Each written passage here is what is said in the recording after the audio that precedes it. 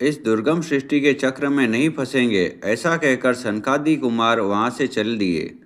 पश्चिम दिशा में समुद्र के तट पर आकर वे भगवान के तेजोमय स्वरूप का दर्शन पाने की इच्छा से उन्हीं में मन लगाकर उत्तम तपस्या में संलग्न हो गए। बहुत वर्षों के पश्चात धरणीधर भगवान विष्णु प्रसन्न हो समुद्र के जल का भेदन करके उनके सामने प्रकट हुए।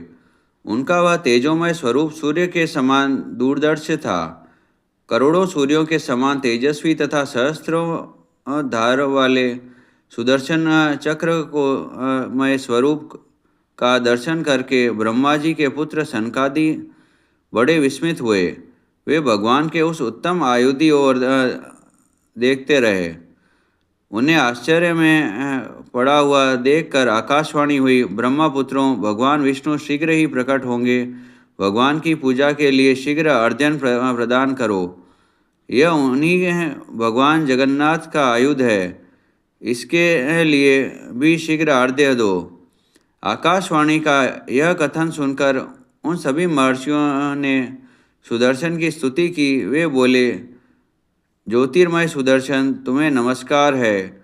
हरिवल्लभ, तुम्हें नमस्कार है। सहस्त्र अरों वाले सुदर्शन चक्र, तुम अविनाशी हो, तुम्हें नमस्कार है। सूर्य स्वरूप, तुम्हें नमस्कार है। ब्रह्म रूप, तुम्हें नमस्कार है। तुम्हारा प्रहार कभी व्यर्थ नहीं होता, तुम्हें नमस्कार है। चक्र रूप, तुम्हें बार बार नमस्कार है। इस प्रकार स्तुति करके उन्होंने फूल और अक्षत आदि से भगवान के प्रिय आयुध सुदर्शन के पूजन और प्रणाम किया।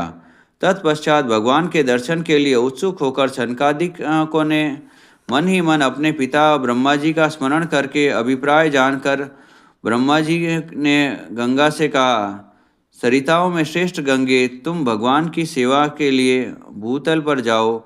गो अर्थात इस दिव्य लोक में तुम मुझे विशेष अभिमत हो, इसीलिए पृथ्वी पर तुम्हारा नाम गोमती होगा। जैसे पिता के साथ पुत्री जाती है, उसी प्रकार तुम वशिष्ठ जी के पीछे पीछे पृथ्वी पर जाओ और वशिष्ठ जी की पुत्री होकर रहो। बहुत अच्छा कहकर गंगा देवी पश्चिम समुद्र की ओर चली। आगे आगे वशिष्ठ जी, पीछे पीछे गंगा। वशिष्ठ जी के साथ गंगा जी को पश्चिम समुद्र की ओर जाती देख सब लोगों ने नमस्कार किया। जहाँ सनकादि मुनि थे, वहाँ गंगा जी प्रकट हुई। उन महाभाग मुनियों ने दिव्य सुगंधित माला, चंदन, धूप आदि के से उनकी पूजा करके